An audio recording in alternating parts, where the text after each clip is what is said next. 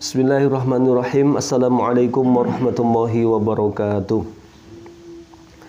Alhamdulillah wassalatu wassalamu ala Rasulillah wa ala alihi wa ashabihi wa mawalah. Baik, kesempatan sore hari ini kita akan lanjutkan kembali kajian hadis tentang penjagaan Allah Subhanahu wa taala. Semoga kita mampu menjaga Allah agar kita dijaga oleh Allah Subhanahu wa taala. Kita masuk pada penggalan hadis berikutnya. Idza sa'alta fas'alillah. Nak, kalau minta sesuatu, mintalah hanya kepada Allah. Wa idza sta'anta fasta'in billah. Kalau minta tolonglah hanya kepada Allah.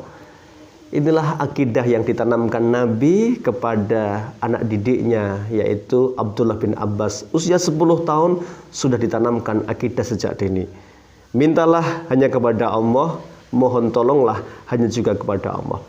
Artinya sejak kecil anak-anak sudah dibiasakan bahwa Allah lah tempat terbaik untuk meminta sesuatu. Allah lah tempat terbaik ketika kita kesulitan minta pertolongan kepada Allah.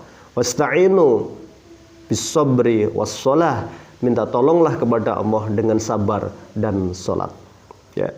Artinya fenomena orang datang ke dukun, orang datang ke paranormal, orang datang ke tempat-tempat orang yang bisa meramal sesuatu itu menunjukkan bahwa lemahnya akidah, dan itu bisa saja terlewatnya masa pendidikan akidah sejak dini kepada anak-anak kita.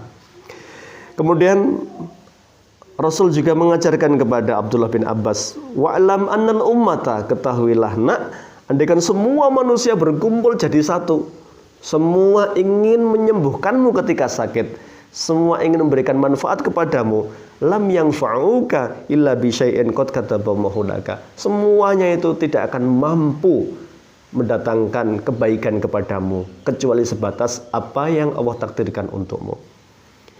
Contohnya ketika seseorang sakit, ya, meskipun semua dokter spesialis didatangkan, ya, semuanya itu tidak akan mendatangkan manfaat apapun kecuali sebatas apa yang Allah takdirkan untuknya. Artinya ajaran Nabi kepada Ibnu Abbas mengajarkan bahwa inilah pentingnya mengetahui bahwa semua atas kehendak Allah Subhanahu wa taala. Sebaliknya, wa in istama'u, andaikan semuanya berkumpul untuk mencelakakan kamu, nah, tidak akan celaka sedikit pun kamu, tidak akan terluka sedikit pun kamu, kecuali sebatas apa yang sudah Allah takdirkan untukmu. Ya. Ini juga mengajarkan, ya, bahwa anak harus dididik untuk berani. Ya. Anak dididik untuk siap dengan segala sesuatu yang terjadi, dan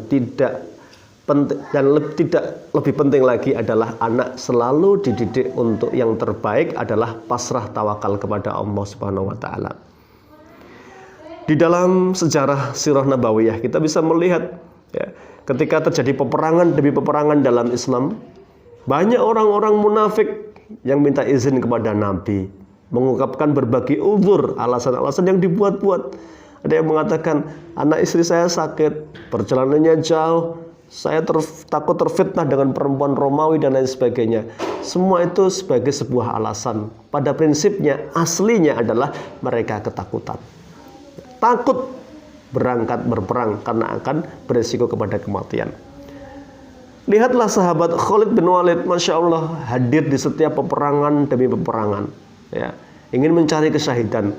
Tapi kita lihat di akhir usia beliau meninggal bukan di medan tempur, tapi meninggal di atas ranjangnya di kamar tidurnya. Artinya bicara masalah takdir, Allah lah yang tahu yang terbaik untuk hambanya.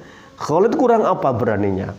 Menerjang musuh, ya, dengan gagah berani di barisan paling depan. Namun kematian Allah tidak mengizinkan kematiannya di medan tempur. Namun Allah menakdirkan kematiannya di atas ranjangnya. Inilah perang.